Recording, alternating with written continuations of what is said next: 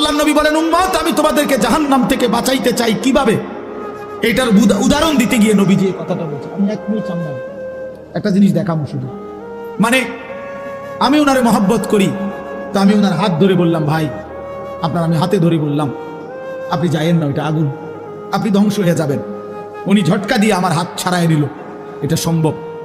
আমি ওনার ঘাড়ে হাত দিলাম, কাঁধে হাত দিলাম, ভাই আল্লাহর দোহাই আপনি যাইয়েন না, ধ্বংস হয়ে যাবেন, ওইটা আগুন। উনি আমার কাঁধের থেকে হাত সরাইয়া ফেলে দিল, এটাও সম্ভব।